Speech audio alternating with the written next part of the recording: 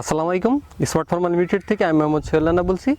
আমার দেশবাসী ভাইরা এবং স্মার্ট কৃষি উদ্যোক্তা ভাইরা, আজকে একটা পটলের প্রজেক্টে এসেছি। আমার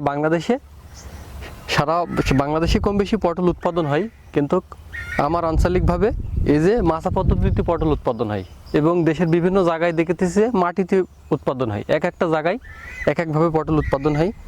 তো এটা একটা কৃষকের ভালো একটা অর্থকারী ফসল। আপনার স্বল্প খরচে স্বল্প মেয়াদে মোটামুটি একটা ভালো একটা পর্যায়ে আপনার এই কৃষকের কিন্তু এই ফসলটা করে থাকে এবং ভালো একটা অর্থনৈতিক সাপোর্ট কিন্তু কৃষক পায় এবং একটা ঝামেলা মুক্ত একটা ফসল। আপনার রিস্কও অনেক কম। যদি ঝড় বৃষ্টি প্রচুর আকারে না হয়, এই বানটা যদি পড়ে না যায়, তাহলে দেখা যাচ্ছে এভাবে টুকটাক করে প্রতি সপ্তাহে কিন্তু পটল হারভেস্ট হবেই।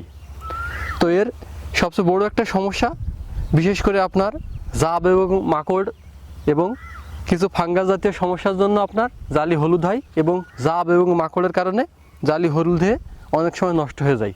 তো এর প্রতিকার আমাদের প্রতি সপ্তাহে আমরা শিডিউল অনুযায়ী আমরা মাকড়নাশক দেব।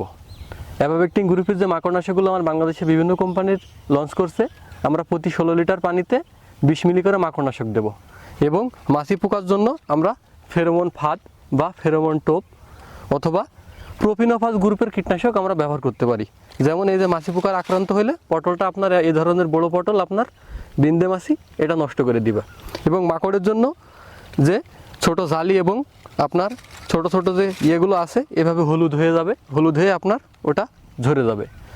তো মাকড়ের জন্য আপনার অ্যাভাবেক্টিন গ্রুপের এবং জাবের জন্য আপনার ইমিডাক্লোপিড গ্রুপের কীটনাশক অথবা আপনার অ্যাসিডাপিমেন্ট এবং ডিনোডিফ্রন গ্রুপের যে কীটনাশকগুলো বাংলাদেশে আছে আমরা এগুলো ব্যবহার করতে পারি। ডিনোডিফ্রন এবং অ্যাসিডাপিমেন্ট জাবের জন্য এবং অ্যাফিড অ্যাসিডের জন্য এবং মাকড়ের জন্য অ্যাভাবেক্টিন গ্রুপের এবং টিডিঙ্গে এবং লেদা পোকার জন্য অ্যামামেকটিন বেনজয়েড 10WDG যে কীটনাশকগুলো আমার বাংলাদেশে আছে সেগুলো আমরা ব্যবহার করতে পারি।